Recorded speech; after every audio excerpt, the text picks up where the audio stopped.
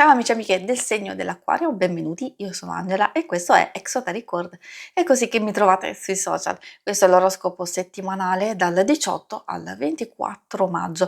Prima di iniziare vi ricordo che è una sedia generica, prendete solo ciò che vi risuona, se volete potete integrarla col vostro ascendente per avere qualche informazione in più. In descrizione trovate le recensioni dei mazzi usati, i link per acquistarli e i link alle playlist per conoscere il significato delle carte della Sibilla Lenormand e della Sibilla italiana.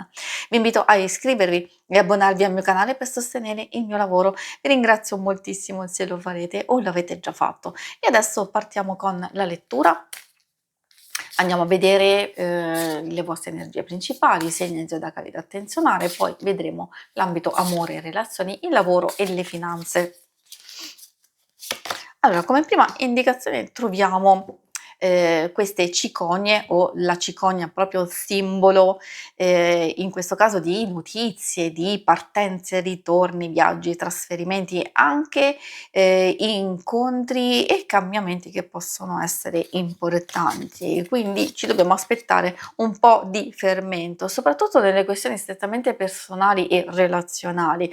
Poi abbiamo il sentiero, questa ci permette di fermarci un attimino per capire la direzione da prendere o di fare una specie di bilancio di un percorso che è già in via di sviluppo e quindi valutare scelte, valutare decisioni, possibili alternative, di sciogliere dei dubbi e quindi direi soprattutto nelle situazioni più complesse, allora a maggior ragione meglio riflettere prima di ripartire o percorrere un nuovo viaggio, un nuovo percorso.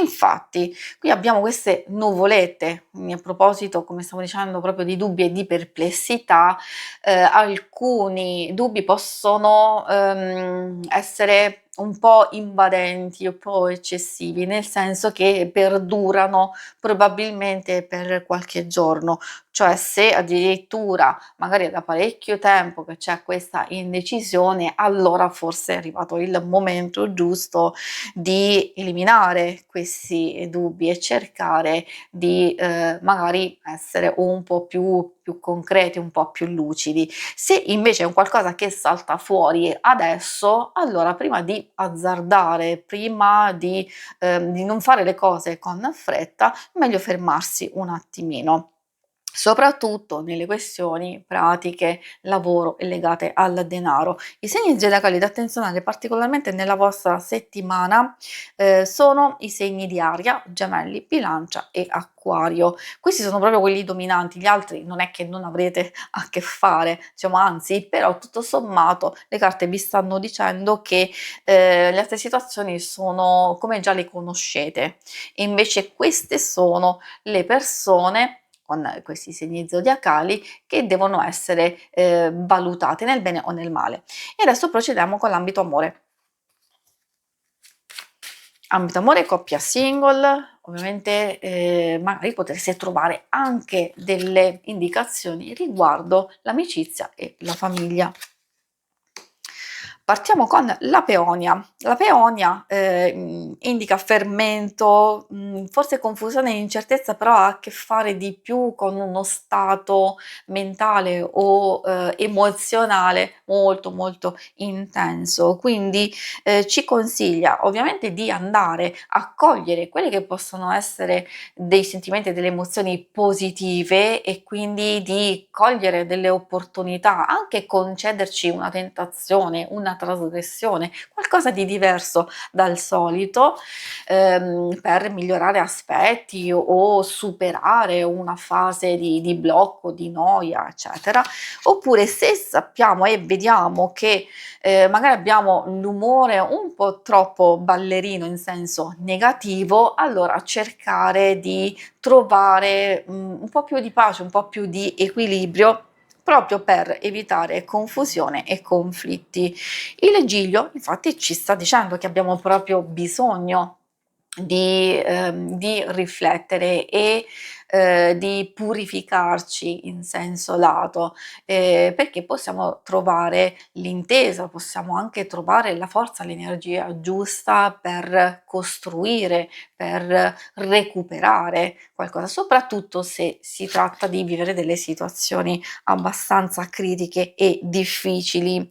Relazione colpevole, attenzione, questa carta può parlare di gelosia, di sensi di colpa o di atteggiamenti che magari non ci piacciono proprio, anche di idee totalmente diverse. Quindi forse è per questo che salta fuori il Giglio, magari come opportunità, come circostanza di confronto, di unione, lasciando andare i punti opposti e la prevaricazione, o anche di andare a valutare delle circostanze che possono essere difficili. Quindi in realtà ci sono delle decisioni importanti da prendere, sia riguardo anche un'amicizia o una familiare. Per i single le decisioni importanti da prendere possono riguardare sia una questione in via di sviluppo, cioè se state frequentando, conoscendo una persona o se c'è un interesse,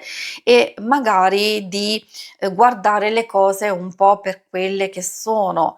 Magari è già da un po' di tempo che ci sono dei conflitti, delle incertezze, che ci sono delle dinamiche un po' strane che non mi piacciono assolutamente, allora forse questo potrebbe essere il momento giusto di fare chiarezza, di scegliere una direzione, se continuare magari ad aspettare, a valutare una possibile evoluzione positiva, oppure essere un po' più concreti e cercare di mettersi in un nuovo percorso sentimentale. Prima di tutto cercando serenità in se stessi e poi aprendersi a nuove situazioni. E adesso vediamo per le questioni più pratiche del lavoro, delle finanze, troviamo la carta della superbia, spesso legata a questioni anche positive di eventi felici o nuovi incontri, risoluzione, però se c'è indecisione, ovviamente consiglia di non essere superficiali, di valutare sia quello che si sta facendo sia quello che c'è intorno. Di sicuro si può essere abbastanza sicuri e convinti, cioè di quello che si sta facendo, e quindi essere fieri del proprio impegno.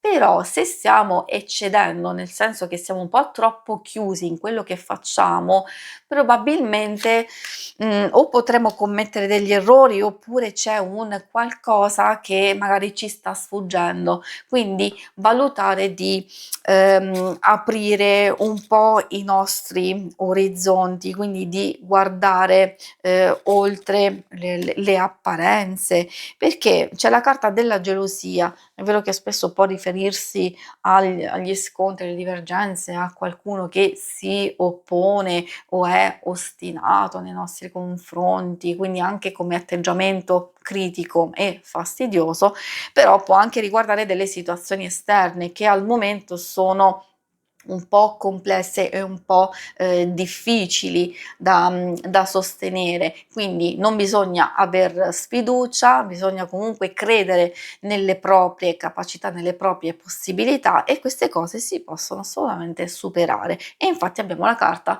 del denaro che, riferendosi proprio al denaro in quanto tale, può esserci un recupero, può esserci un miglioramento, però ha spesso a che fare anche con l'aiuto, il sostegno, migliorare i rapporti e anche ottenere fare degli affari vantaggiosi. Quindi abbiamo questa energia di rinnovamento positivo, e ovvio il consiglio principale è quello di valutare il proprio atteggiamento e il proprio approccio, anche per chi è alla ricerca di lavoro, di non lasciarsi abbattere da alcune situazioni che non hanno funzionato, di alcune cose negative, ma di concentrarsi ad attuare quel rinnovamento e che vi porteranno sviluppi positivi. Si conclude qui la lettura, vi ringrazio per avermi seguita. Se volete, in alto a destra trovate il logo per iscrivervi al canale, mentre in basso trovate le schermate per vedere il vostro oroscopo mensile e lunare quindicinale. Alla prossima, vi auguro una buona settimana. Ciao!